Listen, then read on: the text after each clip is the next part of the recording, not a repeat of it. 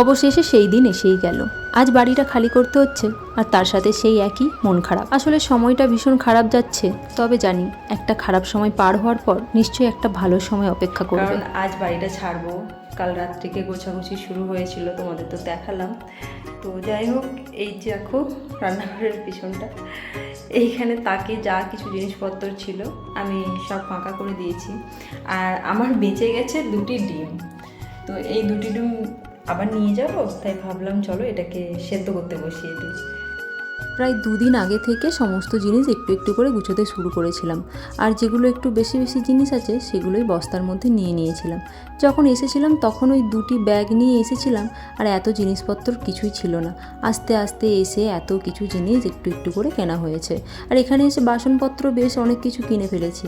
তারপর 2টো ডিম সেদ্ধ করতে বসিয়ে দিলাম। এই 2টি ডিম আবার নিয়ে যাব, কখন ভেঙে যাবে তার নেই ঠিক। আর আগের দিন রাত্রিবেলা মাংস নিয়ে এসেছিলাম, একটু বেশি করেই নিয়ে আসতে বলেছিলাম যাতে আর রান্না না করতে হয় সকালবেলা, তবে ভাতটা করতে হবে। আর এই যে ভাঙা চাল, সেই যে ফ্লিপকার্ট থেকে নিয়েছিলাম চালটা, ভাঙা এসেছিলো, তবে ভাতটা খুব একটা মন্দ হয় না, শুধু একটু ভাঙা হয় আর কি। তো যতটা তাড়াতাড়ি পারবো এই খাওয়া দাওয়ার পর্ব শেষ করে জিনিসপত্রগুলো বই শুরু করতে হবে। আসলে এখান থেকে ওই জায়গাটার দূরত্ব আগেই বললাম প্রায় ঘন্টাখানেক। আর আমি যে জিনিসগুলো অর্ডার করতাম, মানে গ্লসারি আইটেম যেগুলো আসতো, তো ওগুলো আমি কি করতাম, ওর বক্সগুলো আমি রেখে দিতাম যে পরবর্তীকালে এগুলো কাজে লাগবে। তো দেখো কি সুন্দর কাজে লেগে গেল। এগুলোর মধ্যে ছোটোখাটো যেগুলো মশলাপাতি ডাব্বা ছিল সেগুলো সব পুড়ে নিয়েছি। তো চলো ডিম সেদ্ধটা আগে দিয়ে দিই, এখন আর কোনো কিছু নাস্তা করার সময় নেই।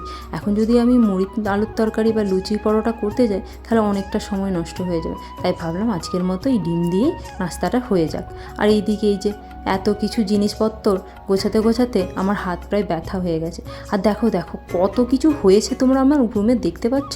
তো আমি ভাবছিলাম যে একটা অটো ভাড়া করা হয়েছে, জানি না এগুলো কিভাবে নিয়ে যাব। জিনিসগুলো এদিক ওদিক ছড়িয়ে ছিটিয়ে ছিল, তাই বুঝতে পারছিলাম না যে এত জিনিস হয়েছে। তারপর যখন এক জায়গায় জড়ো করা হলো দেখি ও বাবা, এ তো বিশাল জিনিস হয়ে গেছে। আর ওই যে ওর বন্ধুরাও এসে গেছে, একটা একটা করে জিনিস নিচে নিয়ে যাচ্ছে।